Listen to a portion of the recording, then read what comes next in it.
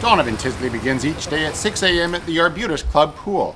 Although he's completely blind, through hard work and dedication, he's accomplished more in 25 years than most people have in a lifetime. In order for me to get from A to B, I've just got to put trust in people.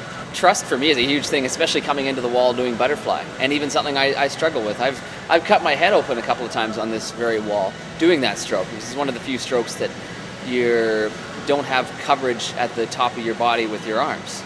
So that's your head going forward into could potentially be danger. So I've just got to kind of close my eyes and grit my teeth and trust and know that Kevin will be there.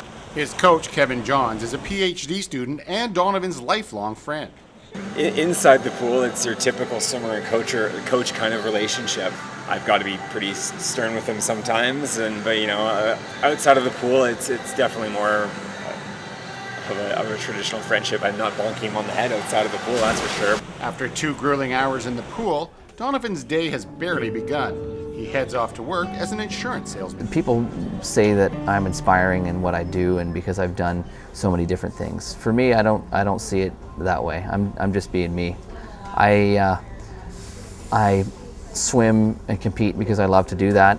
I work because I enjoy what I can bring to clients. You got to put yourself out there, especially as a blind person. You got to show up. You got to be there.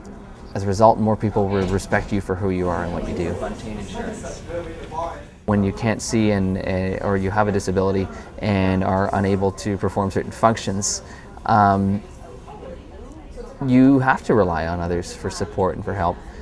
And if you're not gracious, if you don't thank them, if you don't tell them how much you appreciate what they do for you and how they help you, then it's not good. You can't take that kind of thing for granted, because it does mean people kind of stepping outside of their comfort zone.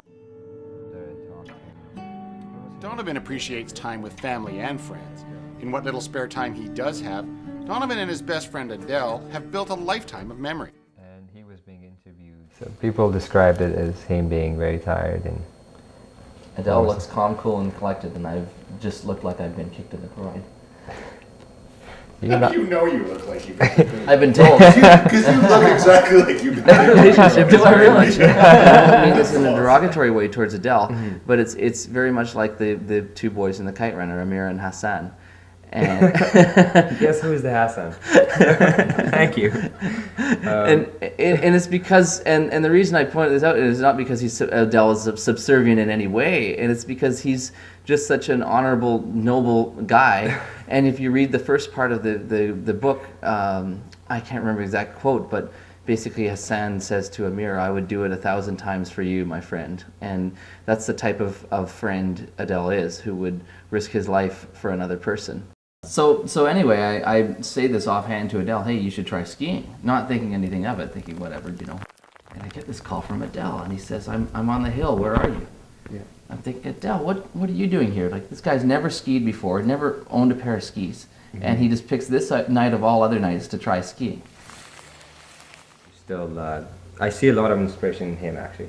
So I always tell him my life has been sort of a domino effect, and when the first instances of when I started to be, doing things that made me successful, and it was the moment that I met him, it was really one of the starting points that, I started to think about different things and, how should I live life. I used to be a little bit more conservative. I didn't try some things. Basically, I think a lot of times he does take a risk. Just going out there by himself, a lot of times, that is a big risk. He doesn't know what's going to happen the next moment, and not being able to see, that's a bigger thing. Sure, there's a sense of fear. You're up at the top of the mountain, you know that there's a steep pitch you're about to hit, you know that maybe the visibility isn't the greatest, then there's definitely a sense of apprehension. And that's been learned over time, because when I was younger I had a couple of minor crashes, and you realize that you're not made of stone, you're not invincible.